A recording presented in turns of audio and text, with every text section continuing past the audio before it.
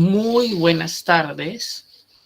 Hoy 13 de octubre del 2021 eh, vamos a continuar el desarrollo del estudio del Sistema Nacional de Evaluación de Impacto Ambiental en su proceso histórico desde 1990 hasta la actualidad. No podemos dejar de decir que el día de ayer fue el Día Internacional de los Pueblos Indígenas. Y como una forma de conmemorar este día, vamos a trabajar brevemente el proyecto Camisea y sus efectos en los derechos de las personas, especialmente porque justamente el día de ayer se ha hecho pública la noticia de que el 20 de octubre próximo a las 9:30 va a haber una audiencia sobre el proceso de amparo donde se discute la intangibilidad de la Reserva Territorial Coapacorina-Guanantis, la consulta previa de los estudios de impacto ambiental que se han dado en el ámbito del lote 88, así como la propia consulta previa que debió hacerse a la suscripción del contrato de licitación, exploración y explotación de este lote. En ese contexto, empecemos.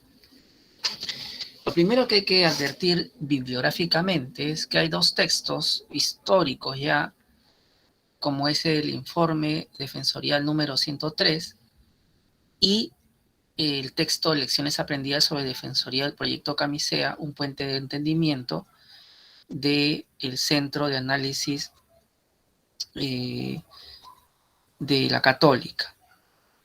Muy recomendables y esa va a ser nuestra fuente bibliográfica y vamos a básicamente a dar lectura de algunos párrafos y reflexionar. Yo quisiera que nos acompañe en la lectura de este texto, Marilé, con los dos primeros párrafos, por favor. Profesor, ¿me escucha? Buenas tardes. Perfectamente. Bien. Régimen de compensaciones. Para abordar el tema de las compensaciones en el marco del proyecto Camisea, es importante aclarar algunos conceptos. Nos referiremos brevemente a la compensación, la valorización ambiental, el daño ambiental y el daño producido como consecuencia de una alteración humana del ambiente. Partiendo del principio de equidad, para ser calificadas como justas, las compensaciones deben reparar la integridad del daño causado. En ese orden de ideas, la valorización juega un papel fundamental al medir el daño y establecer el valor correcto o equitativo de la compensación. Muy bien. La Defensoría del Pueblo, Fabricio, está planteando como un tema de debate que los proyectos extractivos de hidrocarburos generan un impacto en la vida, en la salud y en el territorio, la propiedad, entre otros bienes jurídicos que deben ser compensados. Y el cuestionamiento que viene a hacer es que en el proyecto Camisea, entre los cuales se encuentra el lote 88, no se hizo una adecuada compensación cuando se ejecutó el proyecto al principio. Sigamos con esta lectura y ahora nos acompaña su compañera Melchorita. Si podrías leer los dos siguientes párrafos, por favor. Entonces, cabe mencionar, ¿verdad? Sí, cabe mencionar. Ok. Cabe mencionar que la compensación no debe ser entendida como la única alternativa posible ante un proyecto de inversión. La prevención de los impactos y la restitución del ambiente a la situación anterior al daño son opciones que deben, en lo posible, acompañar o preceder a la compensación. La compensación a particulares, monetaria o no, puede cubrir dos situaciones. A. Los daños producidos a los bienes y la propiedad de personas ubicadas en el área del proyecto. Y B. Los daños producidos a la salud, la calidad de vida o al bienestar de las personas como consecuencia de la contaminación o la afección del medio ambiente con el que interactúan. Gracias, Melchorita. Lo que me está planteando la Defensoría del Pueblo es que para poder determinar el daño que genera un proyecto, tengo que tener la fotografía previa, el diagnóstico antes que se instale el proyecto de inversión extractivo, porque solo de esa forma voy a saber cómo estaba antes ese ámbito geográfico, la vida de esas personas, y cómo va a quedar probablemente después. Si no, no puedo hacer el comparativo. Esta es la razón porque debemos exigir que los estudios de impacto ambiental tengan una buena línea de base biológica, ambiental, pero además una buena línea de base social. Porque si una no está adecuadamente diseñada, tendré graves problemas al momento de tratar de compensar los daños que genera el proyecto. Y por eso es que luego, como bien lo ha apuntalado Melchorita, se pueden distinguir dos clases de daños ambientales. Uno es un daño ambiental que vamos a decir patrimonial, que se relaciona a, mi terreno se ha desvalorizado porque hay un ducto, del oleoducto que pasa por la mitad de mi predio y eso le quita valor. Mi cosecha se ha perdido porque han hecho obras en el ámbito del proyecto gasífero, ¿sí? Este es un daño que a nivel jurídico, para los ingenieros ambientales que me acompañan, se conoce como daños patrimoniales. Y el otro daño que se produce cuando hay un proyecto extractivo es daño a la persona humana, como diría Fernández Cesarego, mi maestro. Daño a los derechos humanos, a los derechos fundamentales de las personas que viven en la zona donde se instala el proyecto. Es bueno decirlo porque el estudio de impacto ambiental tuvo que haber previsto esa potencialidad de afectaciones y esa inevitables daños patrimoniales que van a sufrir y cómo modular las afectaciones a los derechos de las personas. Eso es lo importante en el estudio del proyecto Camisea, que como ningún otro estudio, hubieron opiniones críticas. Uno, la Defensoría del Pueblo.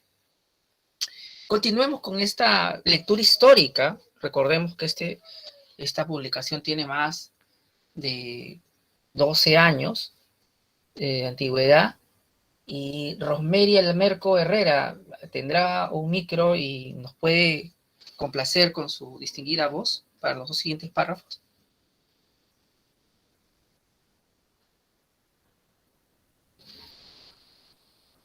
Alexandra Garrido Bailón, quisiera que nos pongas contentos con tu voz de abogada, por favor. Ok. Régimen de compensaciones. Para abordar el tema de las compensaciones en el marco del proyecto Camisea, es importante aclarar algunos conceptos. A los dos últimos párrafos, por favor, dos últimos párrafos.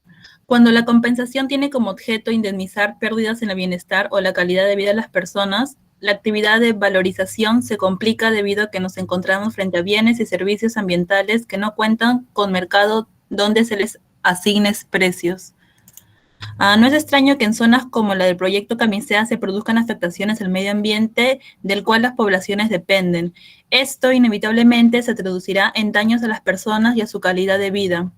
La tarea de valorar la pérdida de bienestar como consecuencia de un impacto negativo al ambiente es compleja y requiere el empleo de métodos de valoración desarrollados desde la economía ambiental.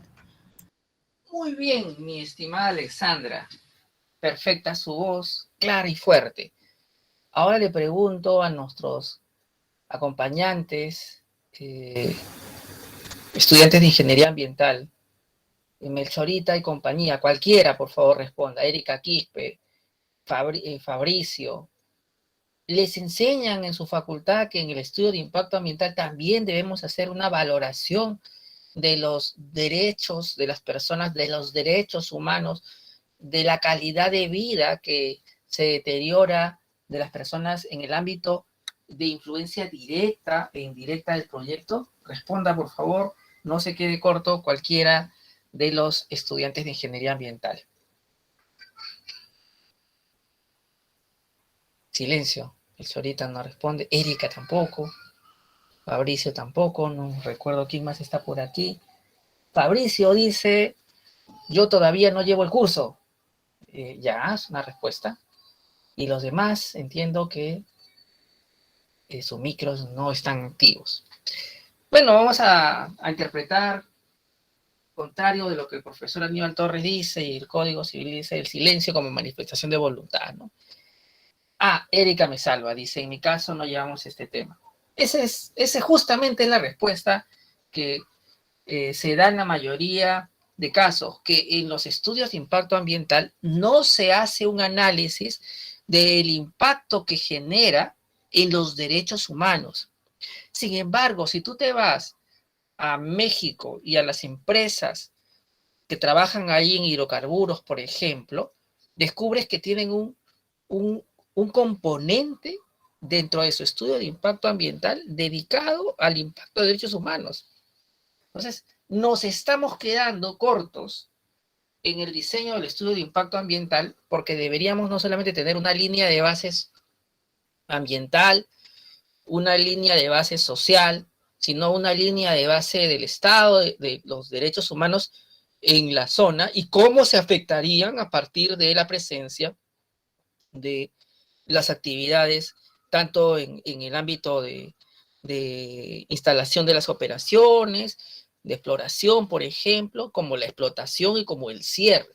Tendría que haber un cálculo.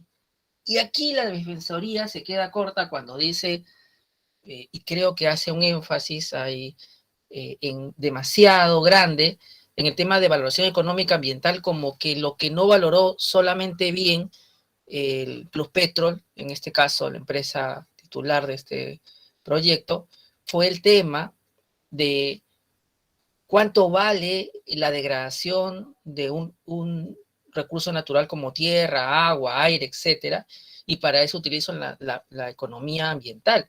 Pero la economía ambiental no aplica para poder determinar impactos a los derechos humanos.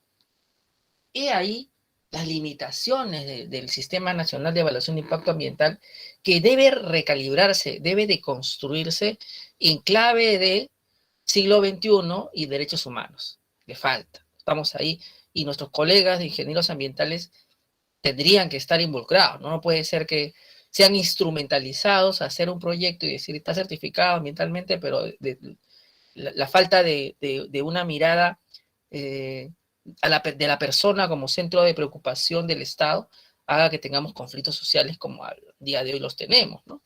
Sin que eso nos quite la obligación de tener cautela con el medio ambiente, con la naturaleza y sus diversos componentes y los ecosistemas que vamos a impactar. Muy bien. Sigamos avanzando porque apenas son 6:16 y vamos a dar lectura del siguiente párrafo. Ahora nos acompaña nuestra delegada Leonor. ¿Puede leerme ese párrafo del informe defensorial, por favor? Sí, profesor. El segundo párrafo, ¿verdad? Daños y bienes privados, dice, y comunales. A partir de ahí. Daños a bienes privados o comunales por operadores de construcción del gasoducto. Las operaciones de construcción del gasoducto o plantas de funcionamiento de los ductos conducidos por las empresas TGP y TENC producen efectos colaterales como derrames químicos, fuertes vibraciones producidas por la maquinaria, empleo de explosivos y la producción de grandes cantidades de desmonte que dañaron de diversas maneras la propiedad individual y comunal de los individuos y comunidades ubicados en la zona. Muy bien. Mis estimados ingenieros ambientales y mis estimados abogados, ¿no se supone que este debió ser un componente que debió estar identificado cuando en mi estudio de impacto ambiental hago la identificación de los impactos ambientales y sociales del proyecto? ¿Cómo es que se me pudo escapar y pude dañar propiedad individual y comunal sin compensación adecuada? Claro, me dice Melchorita, ¿no? ¿Cómo es que la Defensoría del Pueblo, sin una consultora ambiental atrás, se da cuenta de esta realidad a partir de los testimonios y de visita en loque o en campo o en el lugar? Sigamos avanzando rápidamente porque nos adentramos a un componente que es parte de los estudios de impacto ambiental y parte de la cultura de todo abogado ambientalista, como son las servidumbres. Y aquí invito para este párrafo que viene, el B, limitaciones de la legislación sobre servidumbres, a mi estimada estudiante, vamos a ver a quién los tenemos por aquí, Airín Milagros, está con disposición para permitirnos escuchar su voz de abogada o de ingeniera. Sí, profesor. Ya, antes de empezar vamos a leer un comentario de Alexandra, que ha puesto un comentario pequeño. Siempre es bueno dar la palabra a los estudiantes. Dice aquí, las empresas se aprovechan de la falta de regulación legal. Efectivamente. Ahora sí, por favor, adelante con el siguiente párrafo. Limitaciones de legislación sobre servidumbres. Profesor, recién me acabo de conectar. ¿Cuál número de párrafo es? B, limitaciones de la legislación sobre servidumbres. Si bien la Constitución consagra la propiedad comunal y la autonomía de las comunidades, artículo 88 y 89, el desarrollo normativo sobre el tema de servidumbres no ha sido congruente con lo reconocido por el Convenio 169 de la OIT, que conforme a nuestro ordenamiento constitucional forma parte de la legislación nacional. En dicho convenio se señala que se debe reconocer los derechos de propiedad y posesión de las tierras que tradicionalmente ocupaban los pueblos indígenas, así como el derecho al uso de las tierras a las que han tenido tradicionalmente acceso para sus actividades tradicionales y de subsistencia, pueblos nómades y agricultores itinerantes, lo cual implica que no es necesario demostrar la propiedad de dichas tierras para tener derecho a las compensaciones pertinentes. Excelente. ¿Qué ha pasado en el ámbito de este proyecto Camisea? Y aquí hay que recalcar que estamos hablando del momento en que se instalan los ductos que van a traer el gas hacia la costa. Esas empresas que están a cargo son TG, en ese momento, estamos hablando históricamente, este es un caso de historia, TGP y Techim. En ese momento se adopta la legislación de servidumbres que no estaba concordada con el convenio 169 de la OIT, cuyos artículos 14 y 15 establecen un resguardo a los territorios indígenas titulados y en posesión ancestral. Y entonces lo que me está diciendo el informe defensorial es, no están compensando a las comunidades que tienen solo posesión ancestral, sino solo a las que tienen propiedad comunal. El diseño del estudio de impacto ambiental no se hizo acorde con el convenio 69, el diseño del estudio de impacto ambiental no está respetando los derechos humanos. Ese es el gran problema de marginar a los abogados en los estudios de impacto ambiental y pensar que es un tema solo de biólogos, ingenieros, antropólogos, sociólogos, comunicadores, etcétera, y nosotros nos quedamos con el marco legal y prácticamente diluidos, ¿no? No, tenemos un rol preponderante justamente para advertir, ajá, Melchorita, te estás olvidando de la posesión ancestral de los pueblos indígenas. Y si eso no lo llegas a tu curso, aquí en la consultora que estamos trabajando, el tema, te advierto, y tú, verdad, doctor, y seguimos haciendo el equipo multidisciplinario, pero los abogados en realidad su rol es mínimo y prácticamente reducido al marco legal, cuando deberíamos tener un rol más predominante. Ejemplo, la buena concordancia de normatividad. No voy a continuar el análisis de servidumbres, que aspiro a hacerles solo una clase de servidumbres, así que vamos a dejar este tema con carácter de ejemplo, y vamos a pasar a uno de los temas que me parece más escandaloso. ¿Cómo se negociaron las compensaciones en el ámbito de la construcción de los ductos para llevar el gas desde el origen allá en Cusco hasta la zona de Paracas, ¿no? Alexandra Garrido Bailón levanta la manito y nos dice, adelante.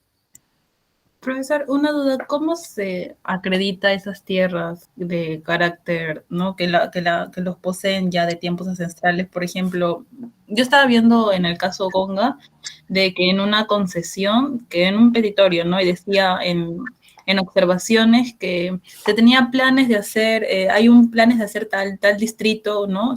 En tal lugar, pero como todavía no existe en el INGE, en la plataforma, no me acuerdo cómo se llama, del INGEMET, en cosas exactas, no se toma en cuenta, así que se le otorga el petitorio. Entonces, yo entendí como que ahí había planes de hacer un distrito, pero como todavía no estaba concretado, no existe el distrito.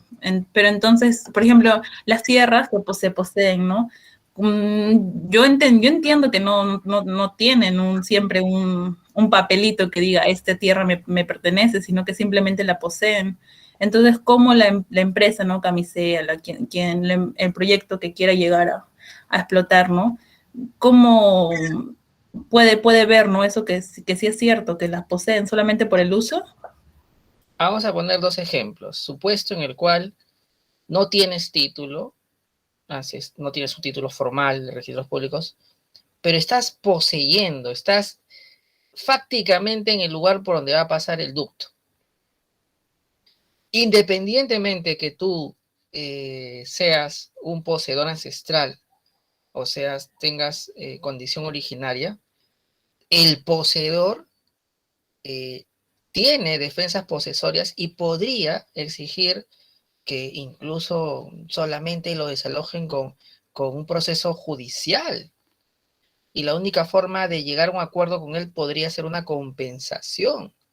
Entonces, si tú tienes defensas posesorias, siendo un poseedor así nomás de 5, 7 u 8 años, no hablamos de alguien que ha prescrito adquisitivamente la propiedad, y no te pueden echar a alguien que no es propietario, porque ojo, el hecho que sea concesionario no me hace propietario del terreno, así que estamos entre un concesionario y un poseedor precario.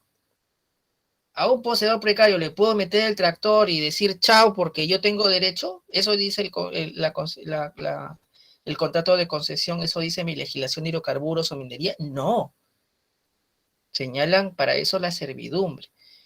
Y si bien es cierto, se establece en la mayoría de casos que son los propietarios, es imposible de facto alguien que no es propietario como un concesionario desalojar extrajudicialmente a alguien para poner un ducto. Ese es el primer gran inconveniente, mi estimada Alexandra, fáctico, ¿no? Esto ya no lo dice la legislación, sino fácticamente me encuentro en que hay personas en todas las instalaciones donde voy a hacer mi proyecto y tengo dificultades para reubicarlos. Y la otra, siguiente opción, que ya estamos hablando del caso específico de los pueblos indígenas, si tengo un pueblo indígena con todas las de la ley, o sea, estamos hablando de toda una comunidad instalada y que yo fácticamente estoy viendo que la comunidad está allí, al costado del río, perfectamente organizado,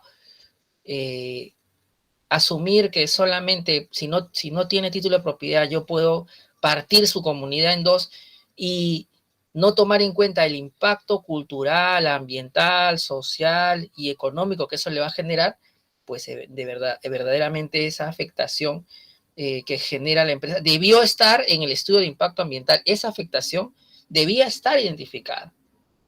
Y eventualmente, ¿cómo mitigarlo? Porque las empresas no pueden venir a darte con su proyecto de inversión una menor calidad de vida, tendrían que compensarte por la disminución de la calidad de vida que tienen y tendrías que llegar a un acuerdo con ellos, en estos casos de las servidumbres específicamente, ¿no? Entonces, me parece claro que independientemente que yo tenga un título registrado en aquellos donde físicamente, fácticamente los encuentras en el camino, no puedas decir, no, la autoridad me dice que yo tengo derecho a servidumbre y sale aquí y yo entro. No se puede, ¿no? O sea, vas a tener un conflicto social, como de hecho casos como Conga, casos como Tía María, casos como Las Bambas especialmente, lo muestra. Estamos hablando ahí no necesariamente de un derecho a propiedad formal, sino un tema de posesión ancestral y un tema de mitigación de los impactos sociales, ambientales, culturales que hay por el proyecto, ¿no?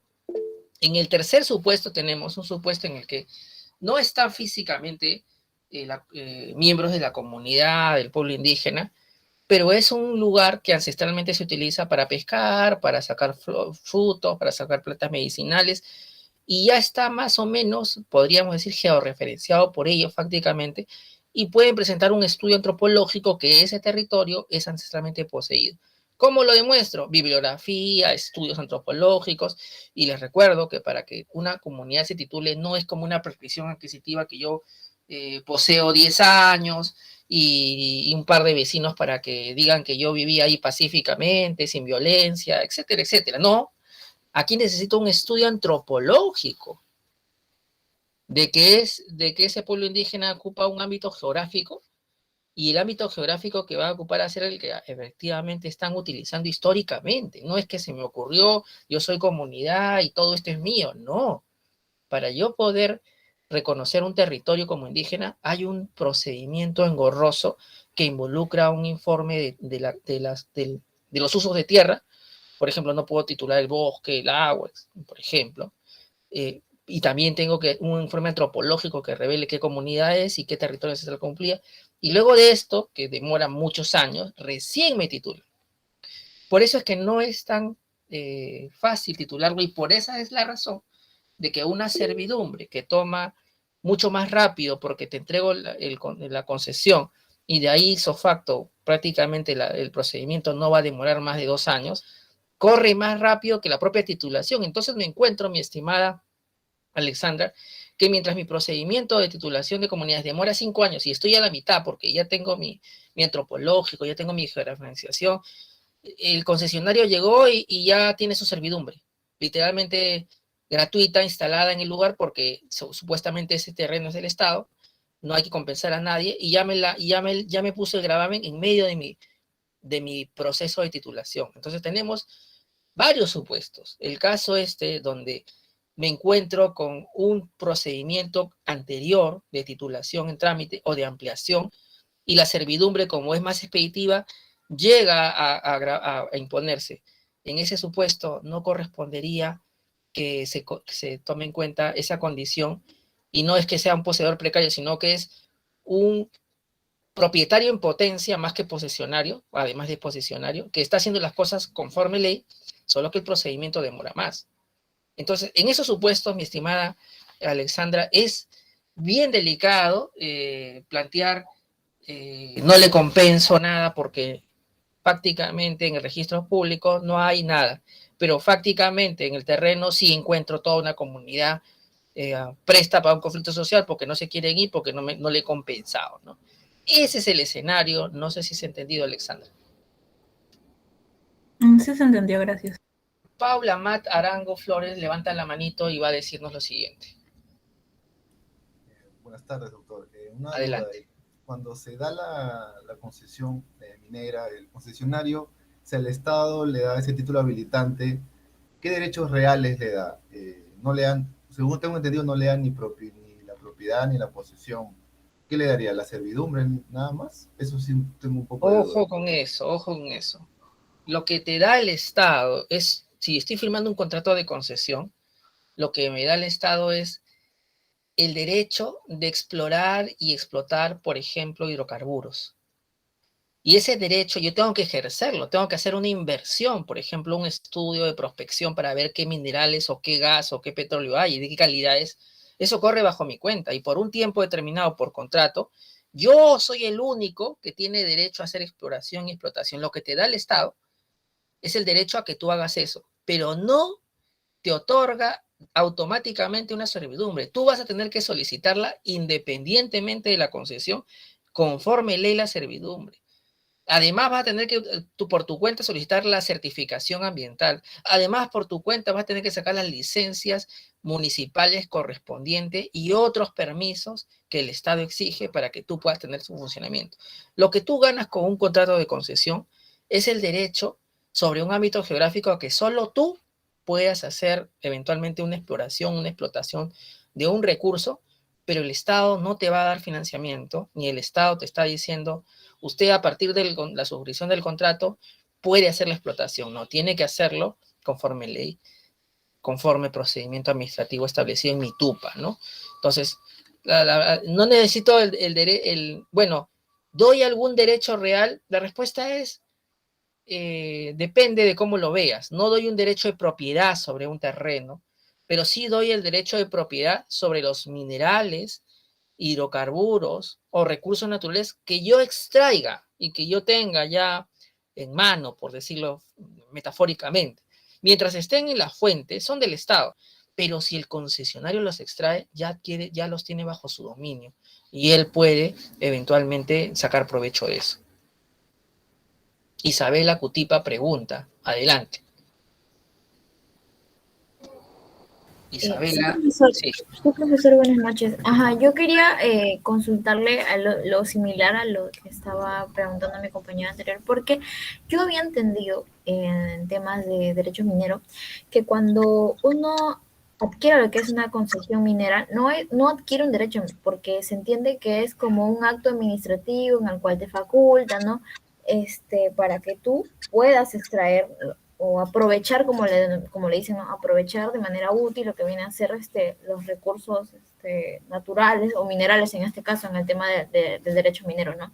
Sí. Entonces, en ese caso, yo quería consultarle, ¿no? Porque está la diferencia entre el acto administrativo, ¿no? Y ya poseer lo que viene a ser un derecho real, que es totalmente diferente. ¿Qué es lo que le beneficia quizás al concesionario en tener un derecho de servidumbre, a comparación de únicamente no poseer lo que es una concesión minera o hidrocarburífera? Lo que pasa es que para primero tener una servidumbre tienes que tener una concesión, porque sobre la concesión, que yo tengo el derecho de explorar o explotar un recurso natural, puedo instalar una servidumbre, ¿no? O puedo dar origen a una servidumbre. La servidumbre como procedimiento independiente a la propia concesión, aunque podemos entender que es derivado, sí te da un derecho real. Te da un derecho real de paso porque eventualmente necesitas pasar un ducto, poner un campamento. Es un derecho real lo que sí obtienes vía administrativa, ¿no? Y vía administrativa pueden haber dos formas de obtener una servidumbre.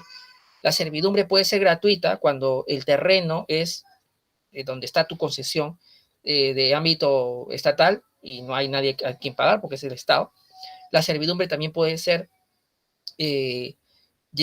sobre un predio privado o de comunal, y en ese caso tienes dos opciones: o te pones de acuerdo directamente con el titular del predio, o eventualmente, si no se ponen de acuerdo, se llama trato directo, o sea, el trato directo que hay entre tú y el propietario. Vas a un procedimiento administrativo en el Ministerio de Energía y Minas, y donde se establece el valor que tú debes pagar por ese predio, ¿no? El problema con esa valorización es que toman una tasación de predio agrícola y no necesariamente esa valoración va a ser legítima en zonas donde no estoy haciendo agricultura, pero estoy haciendo una actividad diferente, o sencillamente vive en comunidades nativas donde la agricultura no es su principal actividad, sino la pesca o la caza, y el terreno lo usan con esos fines. Entonces, ¿cómo valorizar con valor de predio agrario algo que tiene otra naturaleza? Por eso se dice que es mejor tener un trato directo, porque puedo tener un mejor precio a lo que me va a tocar si es un procedimiento administrativo en la autoridad competente, ¿no? ¿Cuál es el otro problema? Que la valoración de estas servidumbres no toma en cuenta una valoración económica ambiental. Yo puedo estar destruyendo árboles, diversidad biológica, y eso no se toma en cuenta. Se toma en cuenta solamente la mirada antropocéntrica de cuánto dejó de ganar el propietario del terreno, y este propietario del terreno no es indígena, porque no tendría que tener ninguna relación con la naturaleza, porque no estoy valorizando la ruptura cultural que le puedo producir o la afectación cultural, económica, social que le puedo producir con la pérdida de ese uso de ese predio. Entonces, la naturaleza de la legislación de servidumbres está planteada bajo un enfoque donde, al estar desconectado del Convenio 6.9, la Declaración de Naciones Unidas sobre Derechos de los Pueblos Indígenas, la Declaración Americana de Derechos de los Pueblos Indígenas, no toma en cuenta estas valoraciones diferentes, ¿no? Entonces, en respuesta, diría, vía administrativa, a partir de un procedimiento de servidumbre que establece en el TUPA también el MINEM, por ejemplo, sí puedo tener derechos reales por ese uso, ¿no? Sin que eso signifique que la concesión me da derechos reales. No, no me da derechos reales. Lo que pasa es que ese procedimiento también lo haría por otra. Si tú tienes una urbanización y tienes que pasar por un lugar del centro comercial más cercano y pueden pedir una servidumbre de alguna manera de paso, porque si no o sea, cualquiera de nosotros podría eventualmente tener servidumbres, no necesitas ser un concesionario, y la parte impactada tendría que soportar la carga y compensarlo nosotros adecuadamente, ¿no? Entonces, no tiene necesariamente que ver el contrato de concesión con la entrega de un derecho real, porque la servidumbre, independientemente que haya contrato o concesión, pudo producirse por otras razones sin necesidad de contrato, ¿no? Entonces, no hay que confundir, ¿no? El contrato de concesión, hidrocarburífero, minero, el que fuere, solamente me da un derecho expectaticio de explorar y explotar un recurso natural, nada más que eso, del cual doctrinariamente se entiende que voy a adquirir la propiedad de mineral, por ejemplo, cuando lo extraiga y lo tenga en mano. Si no lo extraigo, no es mío, sigue siendo del Estado peruano porque está en su fuente. Y el derecho real de servidumbre solo se dará, solo si inicie un procedimiento de servidumbre ante la autoridad competente, ¿no? Si soy un pequeño minero artesanal, será el gobierno regional quien haga ese procedimiento. Si soy gran minería, será eventualmente el Ministerio de Energía y Minas. ¿Alguna repregunta, mi estimada Isabela Cutipa? No, profesor, sí, sí me quedó claro. Más bien, gracias. Sí, gracias a las preguntas que hacen más dinámica la clase y a continuación básicamente vamos a pasar a leer el C. Isabel, Profesor. ayúdanos con el C, con negociaciones, para ir Profesor. entrando al caso, porque sin caso y todo en abstracto es un poco difícil explicar las instituciones. Leanos los dos primeros párrafos, por favor. Profesor. Pero antes Alexandra quiere intervenir. Alexandra. No, en los comentarios había quedado una pregunta que sería bueno que me gustaría que la resuelvan. Profesor, ¿quién debe hacer ese estudio para reconocer los territorios de los pueblos indígenas? Los gobiernos regionales tienen la competencia de hacer la titulación de los territorios indígenas. Entonces puede ocurrir que el gobierno regional de Loreto esté haciendo bien contento su proceso de titulación a toda la velocidad burocrática del gobierno regional, que es infinitamente mucho más lenta que el Ministerio de Energía y Minas, que en simultáneo, vía una resolución suprema, autoriza una servidumbre gratuita en el terreno que está por titular el gobierno regional. Por eso es que hay estas superposiciones de derechos, porque el gobierno regional, porque tiene que hacer un procedimiento más largo, ya lo hemos mencionado, tiene que hacer un estudio de tierras, tiene que hacer un estudio antropológico, una georreferenciación, etcétera.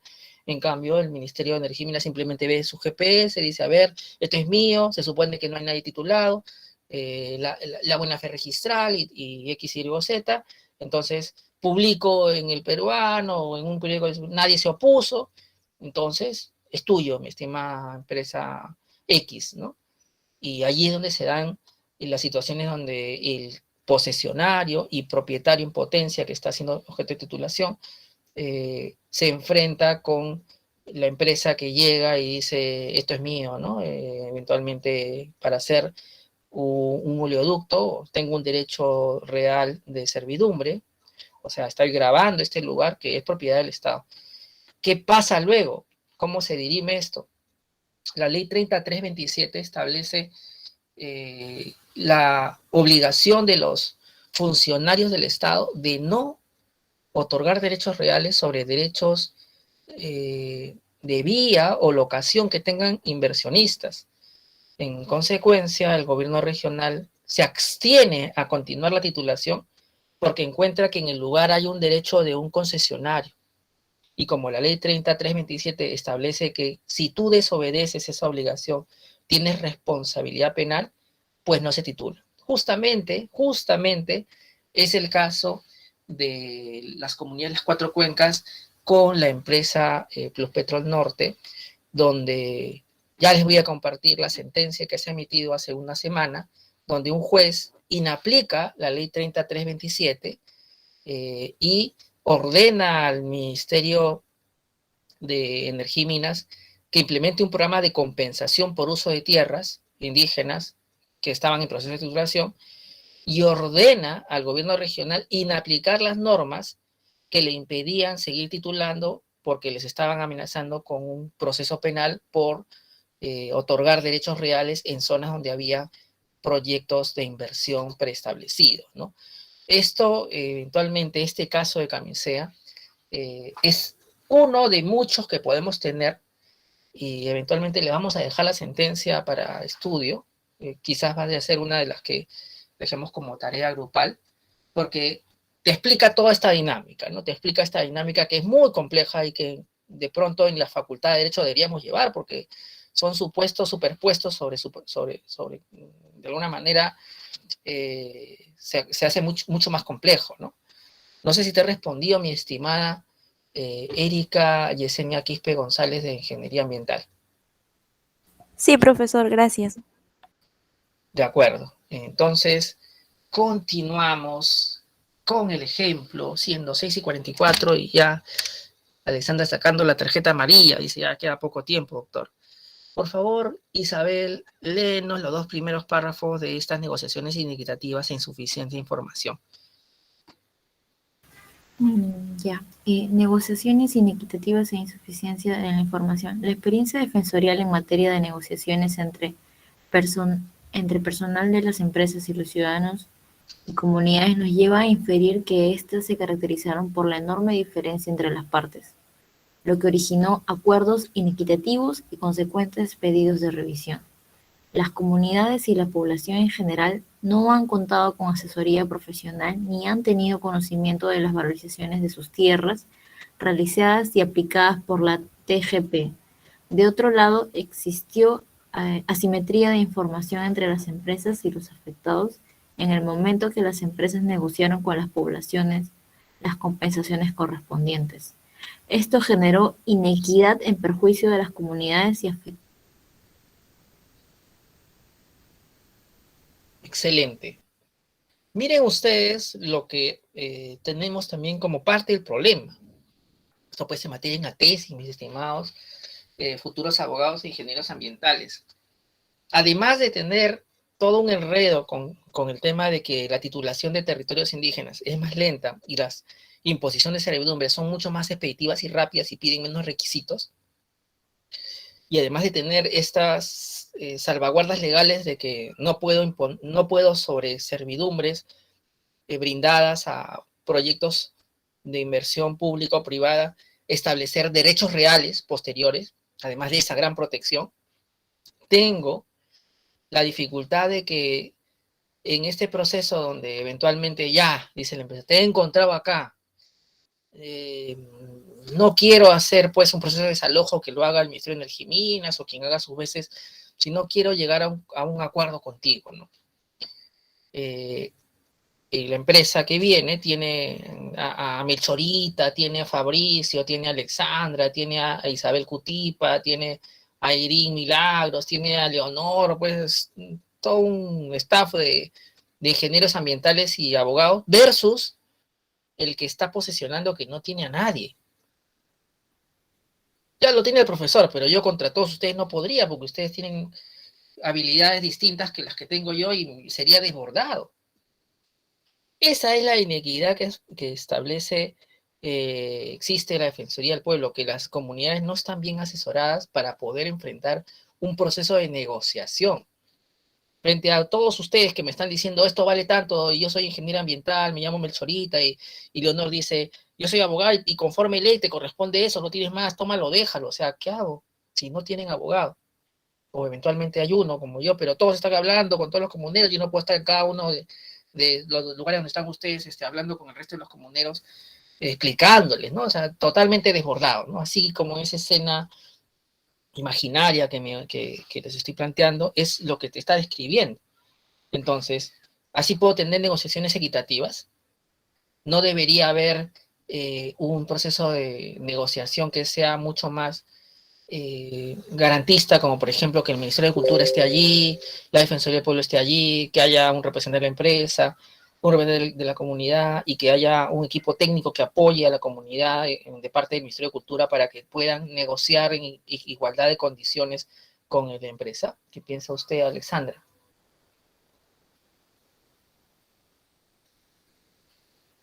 Que sí es necesario que todos estén igual de informados para emitir una opinión concreta, pues, ¿no? Ya que si igual la empresa que está interesada debe cumplir con informar a fin de que puedan emitir una opinión que sea válida, no solamente guiarse a través de las experiencias o más o menos por ahí.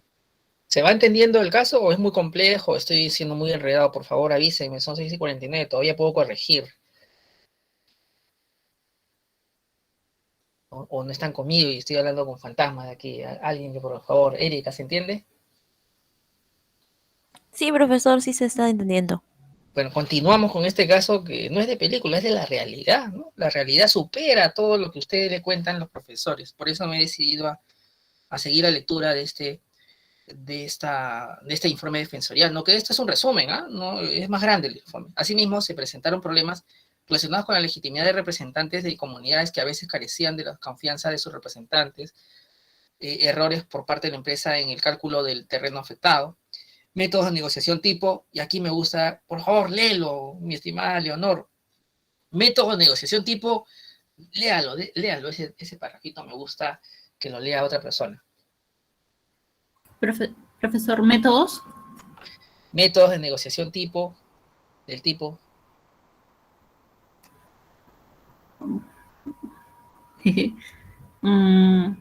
Disculpe, ¿en qué párrafo está? Tercer párrafo, léalo todo el tercer párrafo mejor, para que no se Sí.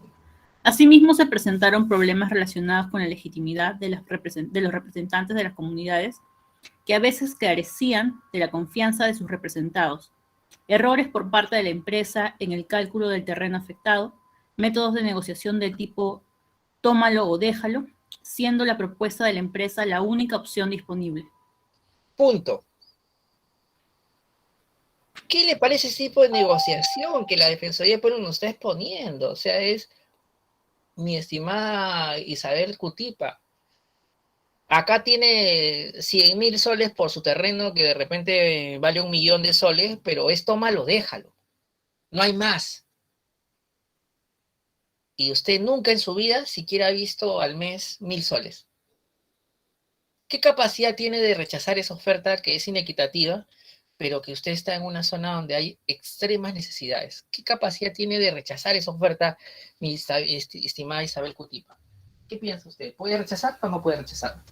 No, claro, en este caso, pues, si yo estuviera en los zapatos de ellos, no lo rechazaría porque quizás no me encuentro con los recursos necesarios como para, digamos, cubrir con necesidades básicas, ¿no?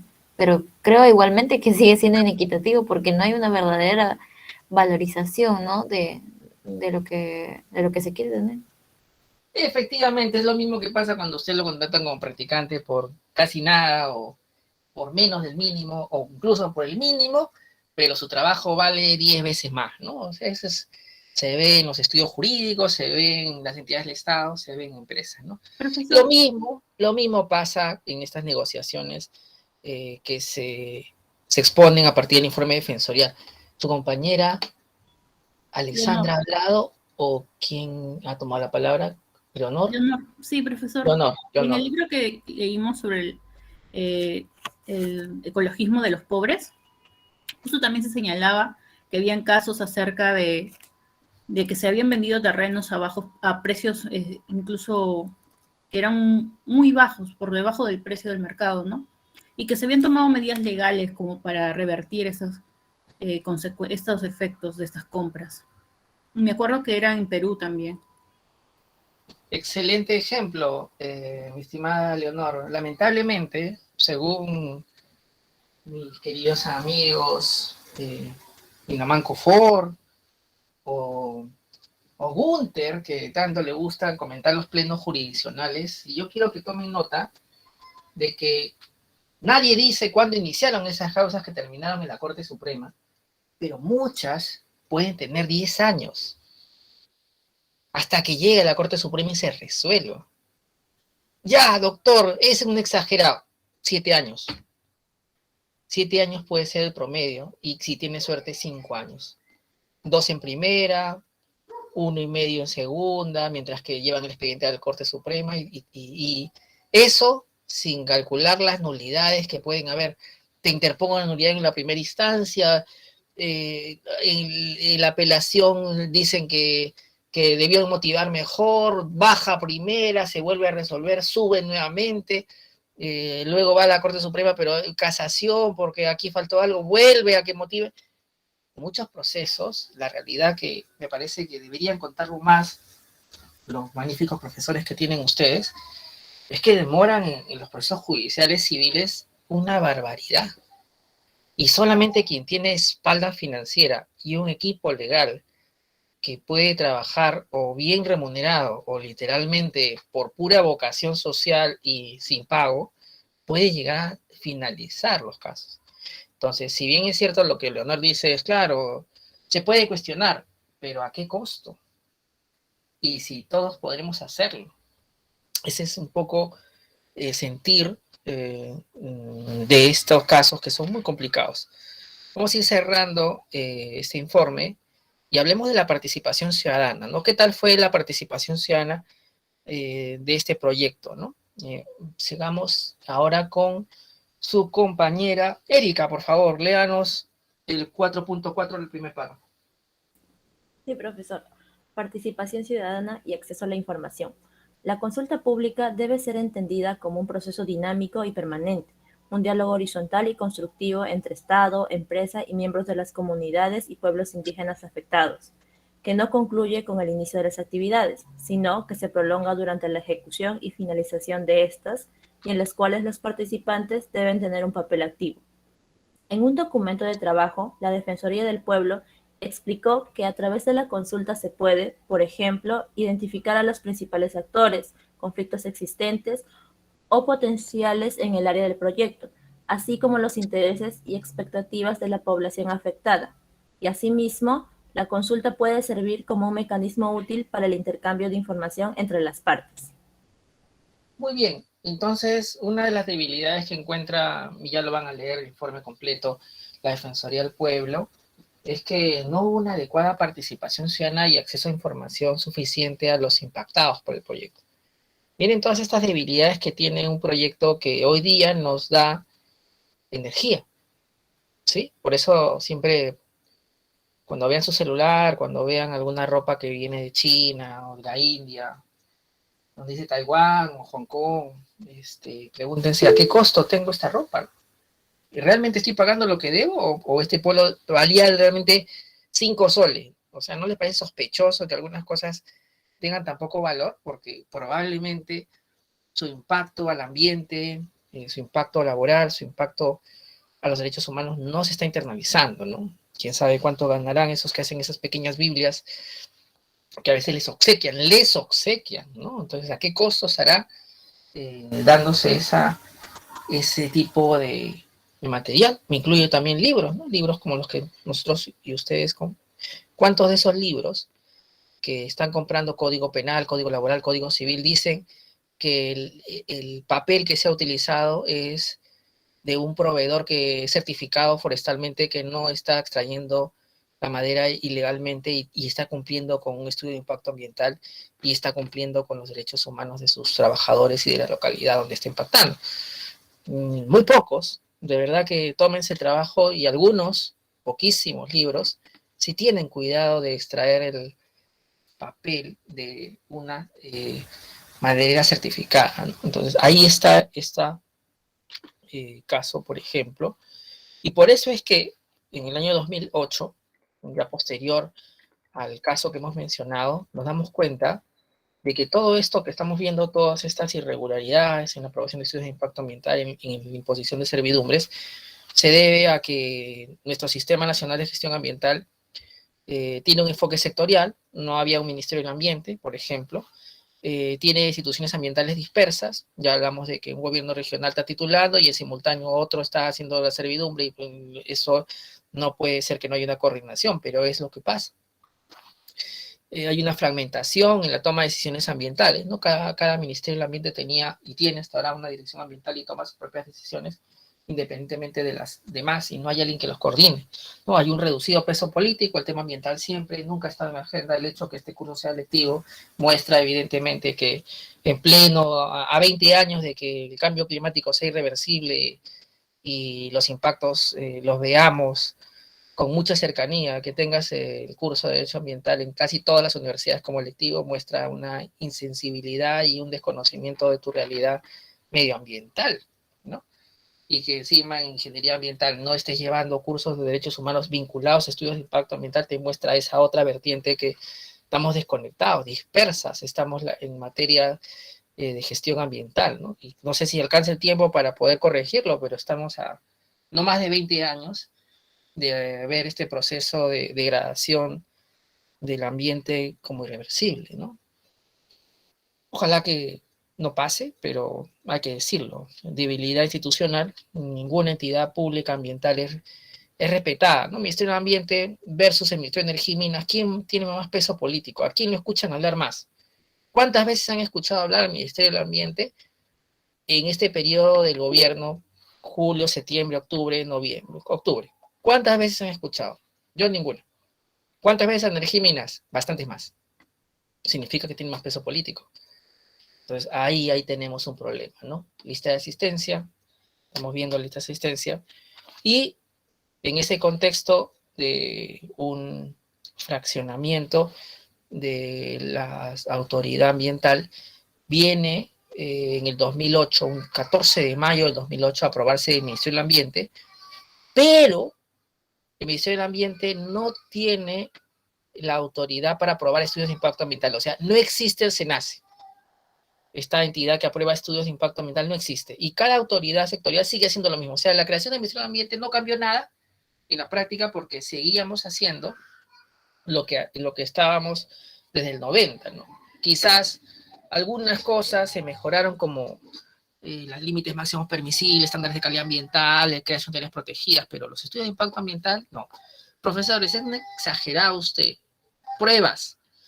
Bueno, te traigo esta prueba. Se llama Estudio de Impacto Ambiental del Proyecto de Construcción del Oleoducto de Línea Diluyente CPF Andoas para uso propio. Resumen ejecutivo, febrero de 2010. Vamos a revisar.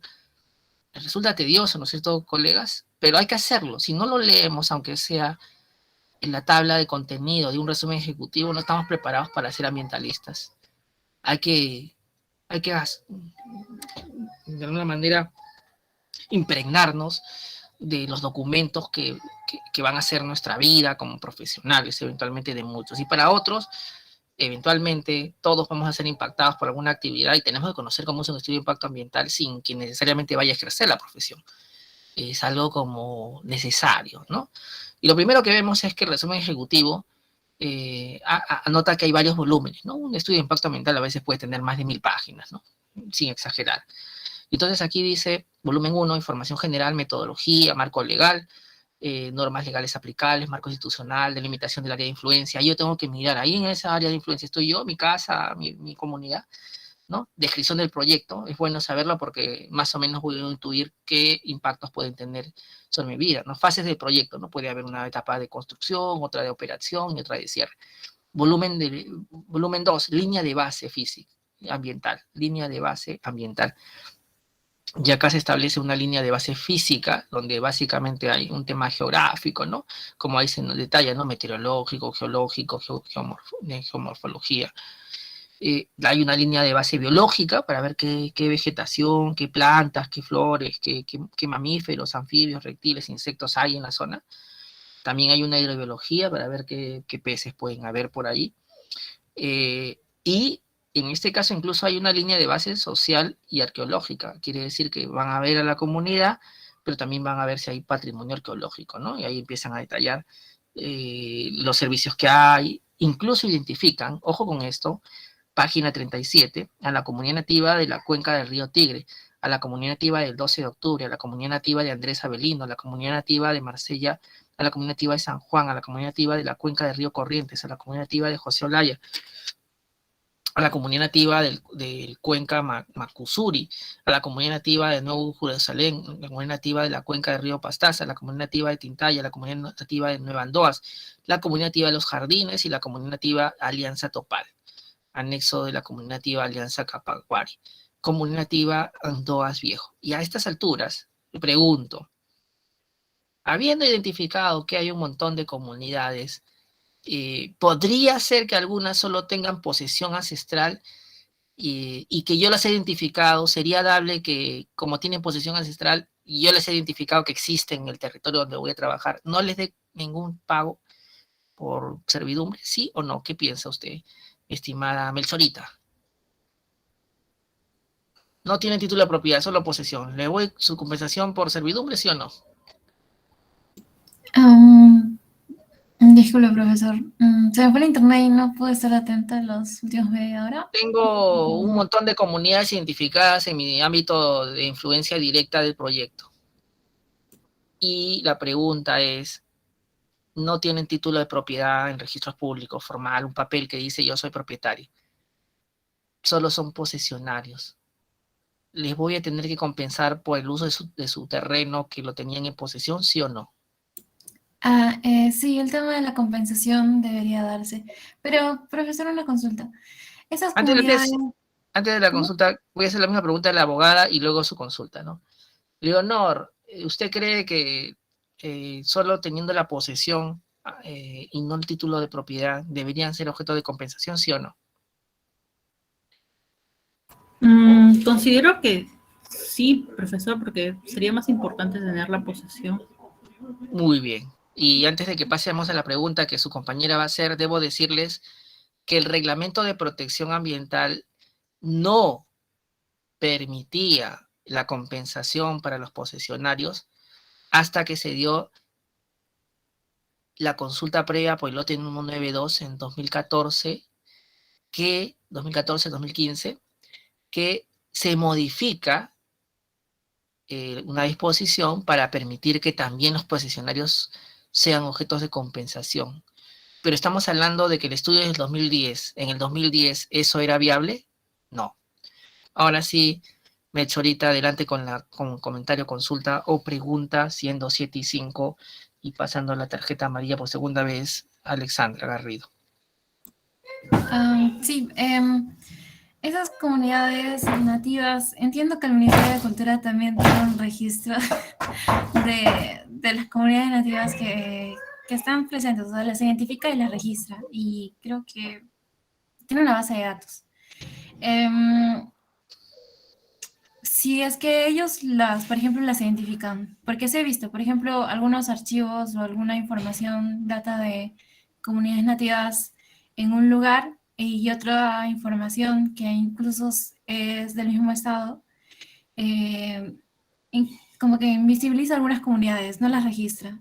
Si ellos las identifican, en ese caso las tendrán que comunicar y tendrán que coordinar con el Ministerio de Cultura para empezar el proceso de... acreditación, titulación, etcétera, o reconocimiento, o solo quedaría ahí en el estudio? Es una buena pregunta y la voy a responder con una analogía. Melchorita, si tú no tuvieras partida de nacimiento, ni tuvieras RENIEC, ¿serías un ciudadano peruano o dejarías de serlo? Sí lo soy, pero creo que para el Estado y el registro público, pues no. Ya, entonces ahí vamos a limpiar las dudas. Ustedes, como yo, somos personas naturales, que somos sujetos de derecho y que somos peruanos, no porque tengamos una partida de nacimiento, no porque tengamos el DNI ni el pasaporte, sino porque tenemos esa condición preexistente.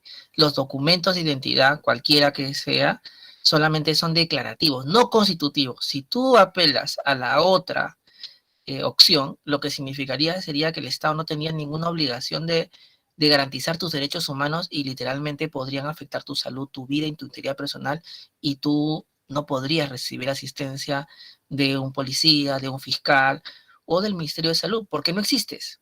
Es más, esto se hizo más vigente en plena pandemia, donde independientemente fueras peruano, venezolano o quien fueres, estabas en territorio peruano, recibías atención, incluso sin ser asegurado, incluso sin tener SIS, entrabas y te atendían, ¿no? Hasta donde podía, claramente cuando estaba desbordado el Estado. Entonces, una de las primeras presupuestos que debemos tener de sentido común democrático es los documentos no constituyen derechos, solamente son declarativos. Dicho eso, el convenio 169 de la OIT ha señalado que el criterio predominante para identificar pueblos indígenas es la autoidentificación y no ha sujetado esa identificación a un registro. No la ha sujetado porque si le establece que la base de datos oficial del Ministerio de Cultura es la que dice, manda, ordena, y es la última palabra entre quién o no es pueblo indígena, pues limitaría la protección del Estado. Por eso es que esa base de datos no es constitutiva, sino simplemente declarativa. Eso es uno de los problemas que tenemos porque la administración pública suele tomar a la base de datos como que fuera la información oficial y no hubiera otro. Pero cuando entran en controversia dicen, no, solamente es referencial.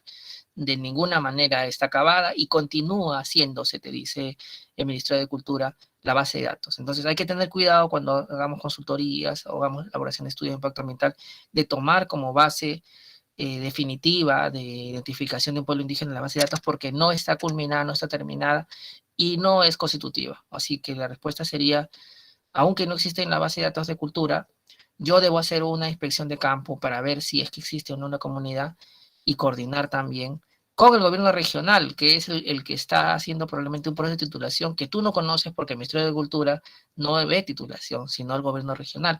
Y entre la información del gobierno regional, que también tiene una unidad que ve temas de pueblos indígenas, y el Ministerio de Cultura, podrías tú, sumado a tu inspección de campo, identificar si hay una o no comunidad nativa campesina. Esto es todavía más relevante cuando hablamos de pueblos en aislamiento voluntario, donde evidentemente algunos ni siquiera están identificados, caso de la Reserva Coapaco-Orinagua y otros. ¿Por qué dice y otros? Porque no los conozco los otros, son tan aislados que no sé de qué cultura, sé que están allí, pero no sé de qué cultura son. Resumiendo, nuestra condición de peruanos no se sujeta a la declaración del estado de nuestra existencia como ciudadanos. Somos ciudadanos independientemente de tener o no un DNI. Claro, me dirán ustedes, pero no puedo hacer mis trámites, ya, ese es otro tema. Pero que que nadie puede atentar contra tu vida, independientemente tengas partido de nacimiento o DNI, eso es clarísimo, no puede, ¿no? Estás dentro del ámbito de protección del Estado. Bien, no sé si te respondió la consulta, la pregunta. Sí, mucho más claro, gracias. Sí, y yo creo que esas preguntas también revelan que tenemos que tener una cátedra de ingeniería ambiental, de derecho interdisciplinaria, ¿no? Porque son importantes socializar esas dudas, ¿no? Como la que alguna vez me hicieron hace unas clases atrás de que las comunidades campesinas no son pueblos indígenas, ¿no? O sea, ese tipo de alguna manera, de mitos urbanos, muy adentrados en nuestra cultura burocrática, hacen pues que tengamos conflictos luego, ¿no? Vayamos a cerrar este resumen de ella, ¿no? Dice también línea de base arqueológica, voy a identificar cuántas huacas hay, por ejemplo, el tema de San Marcos, ¿no? Identificarían a esta huaca que está allí, donde está, y antes de hacer la reforma al estadio, en su día, debió haberse identificado qué medidas iba a tomar para que no se me caiga la huaca encima, ¿no? Volumen 2, impactos ambientales, se supone que va a identificar cuáles son los impactos ambientales que hay en la zona. Sin embargo, no obstante que identifica una línea de base social arqueológica y también identifica pueblos indígenas, no hay un impacto de, o sea, de impactos a las comunidades y al tema arqueológico. O sea, ¿para qué hice esa línea de base? ¿Para qué tomé foto antes del proyecto? Si no proyecto los posibles impactos. Entonces aquí me sujeto a la crítica que me hagan mis ingenieros ambientales acá presentes, e ingenieras también, pero me parece que hay un error en el diseño del estudio de impacto ambiental. También debió identificar los impactos sociales y arqueológicos, ¿no? No lo hace, al menos no lo hace de manera expresa, y no está en su índice. Yo quisiera leer eso y no está. Sin embargo, y alguien me puede explicar de los ingenieros ambientales y acá también los futuros colegas abogados, ¿cómo es que el plan de manejo sí tiene un plan de relaciones comunitarias, si no he identificado cuáles fueron los impactos sociales, ¿no? O sea, ¿cómo hablar, cómo tener una buena relación con ellos si yo mismo me he negado a identificar cuáles son los impactos del proyecto? Y eso que he visto, que hay como, ¿cuántas? 15 comunidades en la zona donde voy a hacer mi actividad, que no va a haber ningún impacto. Eso es algo muy raro, ¿no? El plan de monitoreo quiere decir que voy a monitorear las medidas que voy a tomar para contener esos impactos negativos. Un plan de contingencia, si hay un derrame, por ejemplo, de gas o petróleo, va este plan a funcionar. Un plan de relaciones comunitarias, las relaciones que tengo con las comunidades, el costo del plan de manejo ambiental, cuánto va a costar, la valoración económica de posibles impactos ambientales. Léase económicas, ¿eh? Ojo que esa valoración puede ser, como les decía, el costo del predio, a costo de predio agrario, ¿no? No a su real dimensión. No estoy identificando cuánto vale la diversidad biológica que contiene, el tema de identidad cultural, no. Entonces aquí todavía no vemos valoración económica ambiental, por ejemplo, no solamente valoración económica, plan de prevención y mitigación ambiental y plan de abandono, nada más. Ese es el estado de las cosas en un modelo de institucionalidad ambiental donde no está SENACE, donde además mi estimada Mechorita, Fabricio, Leonor, tampoco existe el Ministerio de Cultura, ¿no? Tampoco. Y donde aquí debió ocurrir algo. ¿Qué debió haber ocurrido en ese estudio de impacto ambiental que evidentemente impacta en los pueblos indígenas que ya se han identificado aquí, Marsella, San Juan, José Laya, Río Corrientes? ¿Qué debió haber? Es una medida que afecta a estas comunidades que están bien identificadas. ¿Qué debió haber ocurrido con este estudio de impacto ambiental? ¿Alguien lo sabe? ¿Alguien lo puede mencionar? 7:15 de la noche. Silencio. Espero que al cierre de estas 5 clases, que llevamos 2, uno me diga en alguna ocasión, doctor, siendo una medida administrativa que afecta a los pueblos indígenas, debió, Leonor, Alexandra, Isabel, Erika, El Chorita, Fabricio, nadie, debió ser sometida a consulta previa. ¿No ven que es una medida que les impacta directamente porque va a estar identificando los impactos que genera la actividad, en este caso hidrocarburífera de Perenco? Está señalando que comunidades se van a afectar, y aquí no se ha puesto cómo se han identificado esos impactos y cómo se van a manejar. Debió ser objeto de consulta previa, ¿no? Esa es una pregunta natural, ¿no? Y para mayor detalle he puesto algunas partes donde se advierte qué comunidades hay, como el de Andoas, y yo les cuento que la comunidad nativa de Andoas, por eso es que hizo una protesta que trajo consigo heridos y encarcelados por la convulsión social, ¿no? En el ámbito de Loreto hubieron varias protestas, ¿no? No necesariamente por esta empresa, pero sí protestas porque el estilo de aprobar los estudios de impacto ambiental fue sin considerar los impactos sociales, culturales, y también sin consulta previa, ¿no? Plan de abandono. Ya. Decreto Legislativo 1013, se crea el Ministerio del Ambiente. En este escenario ya estaba creado, pero en su estructura no estaba por ningún lado el SENACE. Así que la creación del propio Ministerio del Ambiente no cambia mucho la figura, salvo por algo importante. Con la creación del Ministerio del Ambiente se crea también el Organismo de Evaluación y Fiscalización Ambiental. Pero si estamos hablando del 2008, el 2010, que se aprobó ese estudio de impacto ambiental, apenas si se estaba implementando, ni siquiera era real su existencia, en todo el término que hoy existe, ¿no? No había SENACE, así que habían varias deficiencias. ¿Quién aprobó este estudio de impacto ambiental? Pregunta. Energía y Minas, Ministro de Energía y Minas. No había SENACE.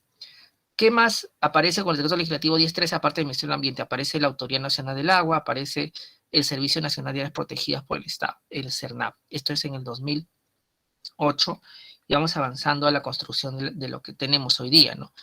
Lo que antiguamente se conocía como INRENA, Instituto Nacional de Recursos Naturales, pasa la Intendencia de Recursos Hídricos a ser Autoridad Nacional del Agua, la Intendencia de Áreas Naturales Protegidas pasa a Servicio Nacional de Áreas Protegidas, y la Intendencia Forestal pasa a lo que hoy día conocemos como el CERFOR.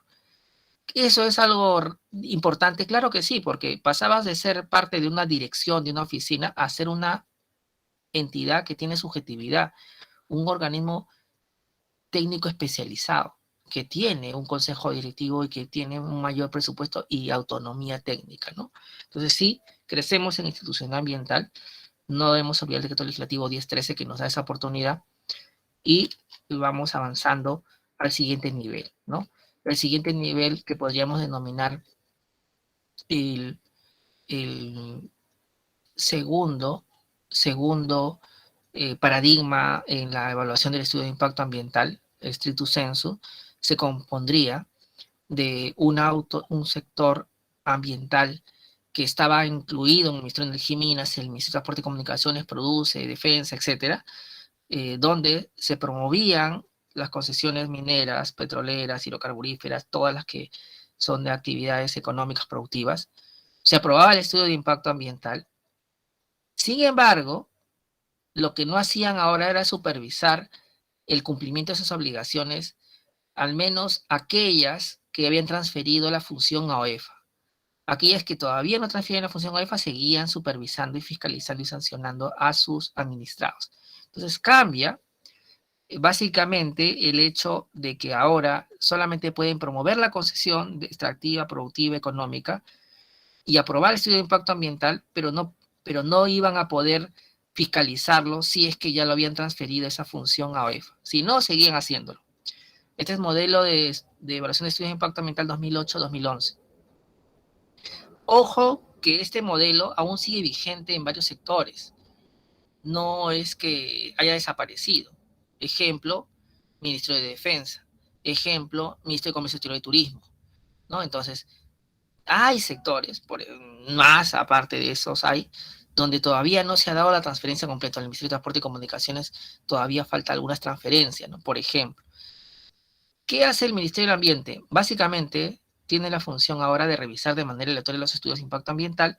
Sin embargo, si descubre deficiencias, fallas formales o de fondo, no puede anularlos. Solamente puede decir, uy, te equivocaste.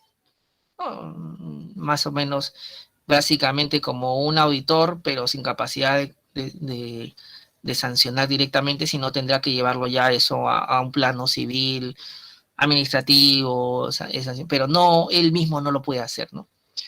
Aprueba también los límites máximos permisibles con opinión de cada sector, y también tiene dentro de su estructura el CERNAP que emite opinión técnica favorable. El OEFA, para ese momento, supervisa el cumplimiento de los estudios de impacto ambiental de aquellos que le han transferido la función, en este caso, minería, hidrocarburos, ¿no? Electricidad, etcétera. A la fecha hay más, ¿no? Saneamiento, sanciona a los infractores, también puede premiar a aquellos que hacen bien las cosas, y emite informe técnico para delitos ambientales. También hay que decirlo, también puede supervisar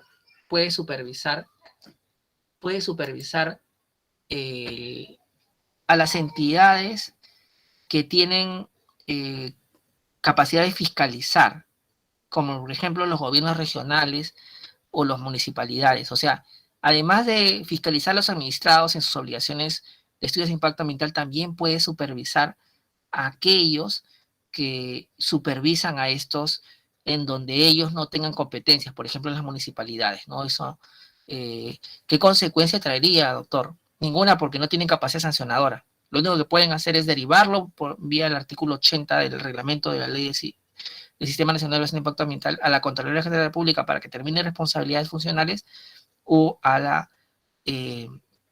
Ministerio Público, ¿no? Para que también determine responsabilidades penales, nada más. Hasta allí vamos avanzando al modelo 107 y 22, muy cercano al que es el nuestro, ¿no? En este contexto, con este esquema, ojo, con este esquema de paradigma de aprobación de estudios de impacto ambiental, se aprueba el estudio de impacto ambiental del proyecto minero de las Bambas, ¿no? Acá el resumen ejecutivo, ¿no? Entonces tú ves, hay una introducción, un marco legal, un breve descripción del proyecto, delimitación del área de influencia, ¿no? Directa, donde ahí van a ver la línea de base ambiental, las áreas de influencia socioeconómicas, el proceso de participación ciudadana, los métodos de evaluación de los impactos, políticas ambiental y social de Strata Cooper, luego características ambientales del proyecto, empiezan a explicarte, ¿no? El área mineralógica, temas técnicos, los componentes, seguimos avanzando, posibles impactos ambientales y sociales. Entonces, este estudio ya está mejor diseñado, sin ser perfecto, está mucho mejor que el otro, porque que el de Perenco que hemos estado revisando, porque aquí sí te establece los impactos ambientales y sociales. ¿Qué es lo que no tiene este estudio? No tiene una línea de base, al menos siquiera resumida, de temas sociales o culturales, solamente tiene una línea de base ambiental. No hay una línea de base social, al menos aquí de manera expresa, donde podía identificarse a las comunidades nativas o campesinas, en este caso, que pueden verse afectados. En los impactos ambientales y sociales empieza a identificar, miren el detalle que no tenían los otros estudios de impacto ambiental, lo hace por componente. Y eso está bien, o sea, una cosa es que yo haga un ducto, otra cosa es que yo ponga un campamento, otra cosa es que yo ponga un pozo, otra cosa es que yo abra una mina, otra cosa es que yo ponga una servidumbre, etcétera. O sea, está muy bien, y eso es un avance, que hayan establecido los impactos por zonas, ¿no? Entonces, por ejemplo, área del mineroducto, son unos impactos diferentes a la planta que va a procesar el almacenamiento y concentración de minerales, y como son componentes diferentes, porque uno es transporte y otro es procesamiento, se tratan de manera diferente. Eso, aplausos, ¿no? Mejor que el otro, que no identificó el ducto mismo, el campamento, nada, o sea, lo puso todo a grosso modo, ¿no? Los impactos sociales aquí se identifican, pero sin línea de base, ¿no? Y un poco difícil hacerlo sin línea de base, ¿no? Aquí en los impactos sociales se incluye el tema de áreas protegidas, cuando me parece que no debió estar ahí. Y también se incluye, aquí el 7.5, el reasentamiento de la comunidad afectada fuera Bamba. Irónicamente, mira, Melchorita, cómo se llama, ¿no? Fuera Bamba, ¿no? Y entonces aquí la pregunta que uno debe hacerse es, los estándares internacionales de derechos de los pueblos indígenas, llámese Convenio 69, Declaración de Naciones Unidas de los Pueblos Indígenas, o Declaración Americana de Derechos de los Pueblos Indígenas, ¿qué dicen cuando hay reubicación o resentamiento? Que requiere consulta previa y consentimiento libre informado. Por lo tanto, en este caso debió ser objeto de consulta en búsqueda del consentimiento. ¿Hubo eso? No. ¿Por qué tengo el conflicto que estoy viendo ahora? Porque no obstante identificar como un impacto el resentamiento, no hubo un mecanismo de consulta previa, ¿no? Ahora me van a decir alguno que el estudio de impacto ambiental, en particular, el proyecto minero de las Bambas, al implicar reasentamiento de población indígena, incluso la tienen identificada la comunidad afectada de fuera Bambas, no requería una consulta porque era una medida que les afectaba. Bueno, aquí ya es recontra claro, ¿no? Y encima de todo, el consentimiento libre informado. Luego se establecen, y yo creo que aquí, cuando hablamos de medidas de prevención, control y mitigación de los impactos ambientales, corrígeme si no, mi estimada Melchorita, esto ya serían parte del plan de manejo ambiental, ¿no? Sin embargo, lo han puesto, me parece que un poco para calmar los ánimos, seguramente lo han puesto seguido, ¿no? Pero debió estar en el plan de manejo ambiental, a mi criterio, y ahora le doy la palabra a Fabricio, a Belsorita, a Erika, a ver si ellos me ilustran más sobre el tema. El resumen de la línea de base social, y la pregunta es ¿por qué está tan distante, no? El resumen de la línea de base social, ¿por qué está metodológicamente en el 9.0 y antes están los posibles impactos ambientales y sociales? Me parece que metodológicamente esto tiene que ir antes para ver la fotografía y luego ver cómo esa fotografía se puede estropear a partir de mi actividad. Leyendo la línea de base social, encuentras que hay un estudio local del área de las Bambas, dice tierra, agua, medios de subsistencia, ingresos, educación, salud, pobreza, percepción, pero no habla nada de derecho a identidad étnico-cultural, no habla de sus prácticas ancestrales, no habla de su identidad étnico-cultural, o sea, hay una mirada del estudio social, básicamente en términos occidentales y económicos, ¿no? Tierra, agua, medios de subsistencia, ingreso, educación y salud, pobreza. Pudo ser no una comunidad campesina, pudimos ser nosotros. O sea, esto no tiene un enfoque de interculturalidad, carente de un enfoque de interculturalidad. Ves ahí que la fotografía está mal tomada, porque la fotografía solo está tomando servicios públicos, trabajo y recursos naturales, pero sin relación cultural con las comunidades. La tierra para mí no es lo mismo que la tierra para ellos, los recursos naturales para mí no son lo mismo que para ellos. Ausente una descripción de su cultura, es evidente que el estudio tiene serias deficiencias para poder mitigar los impactos que va a generar el proyecto.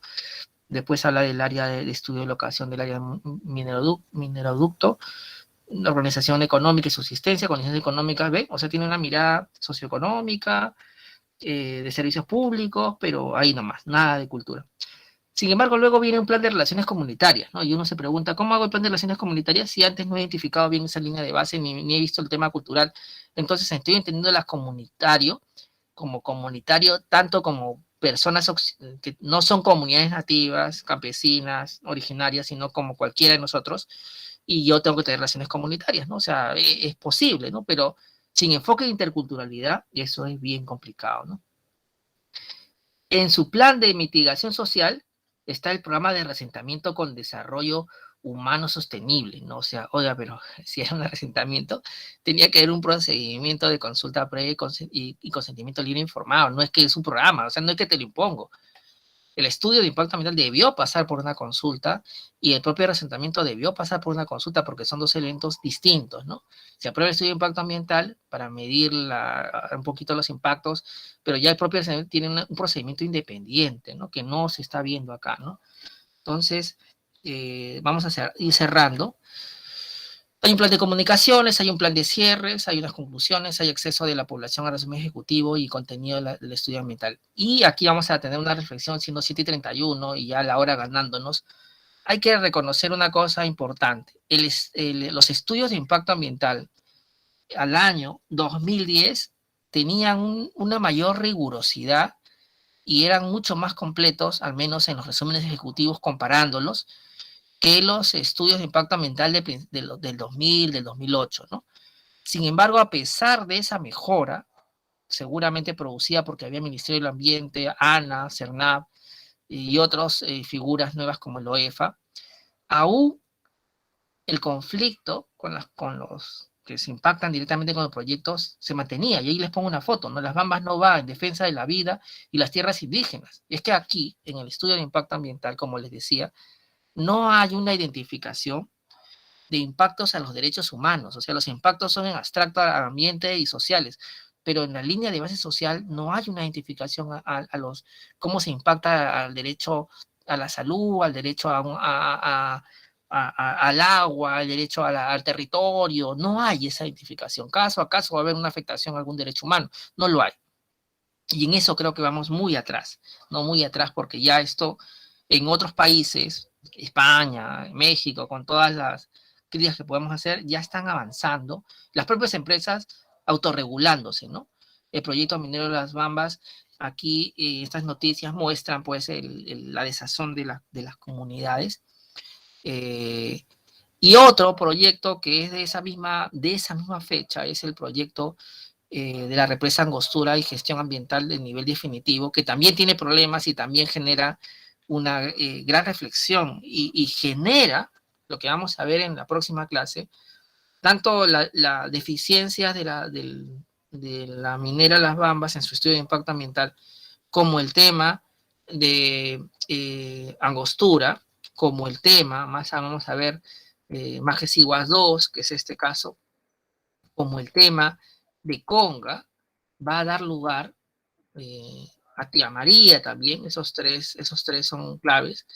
Tía María va a dar lugar a lo que conocemos, y ya voy cerrando, como el nuevo esquema y definitivo evaluación de impacto ambiental, donde nace el SENACE como respuesta a la serie de deficiencias que estos estudios que estudiaremos la próxima clase tenían. O sea, las deficiencias de esos estudios en parte se debían a que la misma autoridad que promovía la concesión no exigía lo suficiente a los administrados, ¿no? Y esto lo vamos a ver la próxima clase. No quiero irme sin alguna pregunta final, sin alguna inquietud. Por favor, estoy muy lento, muy rápido, corro más. Díganme ustedes.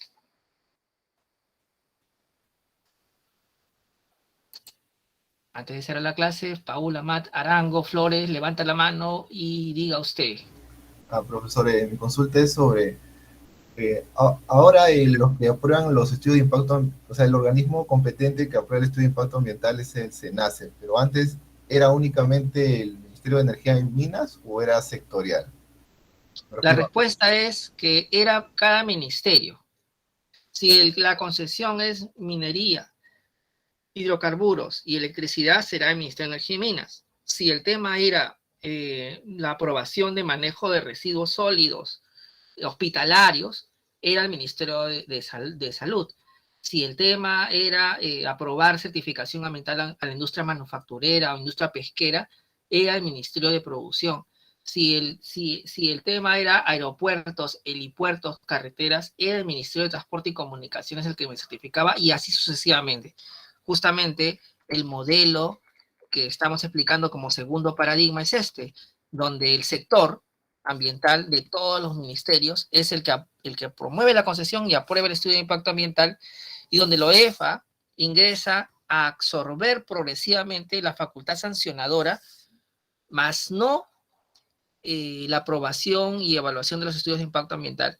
Sin embargo, y ya con eso nos estamos yendo, el nombre de organismo de evaluación y fiscalización ambiental no es casual, porque en la estructura inicial, Mariano Castro, en conversaciones que hemos tenido con él, y él como viceministro de aquella ocasión, decía que originalmente el OEFA también iba a tener la función de evaluar estudios de impacto ambiental, sino que se quedó en el tintero. Y eso puede ser cierto porque el nombre, si hubiera sido solo de fiscalización ambiental, hubiera sido organismo de fiscalización ambiental, y no lo es organismo de evaluación y fiscalización ambiental.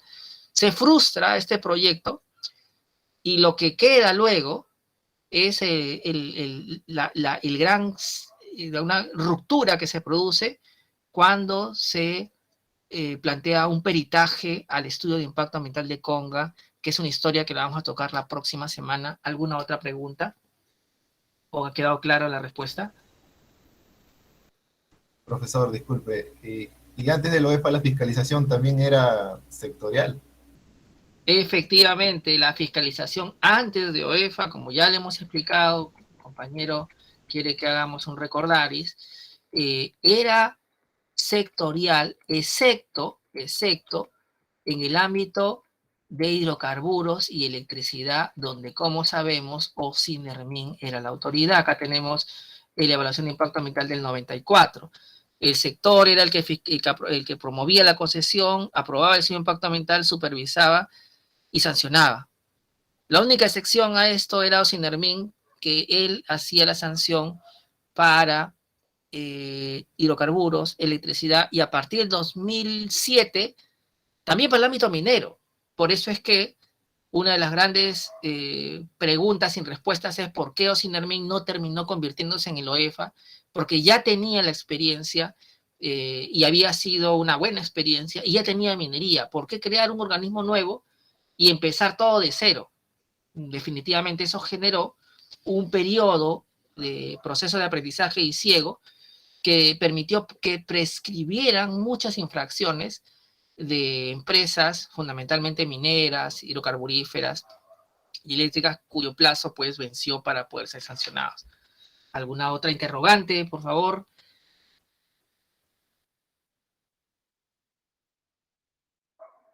Si no, bueno, no hay ninguna, son 7:38, ya Alexandra está sacando tarjeta roja porque quiere ir a comer. Hasta la próxima semana, cuídense mucho. Gracias, profesor. Gracias, profesor. Buenas noches. Gracias. Profesor.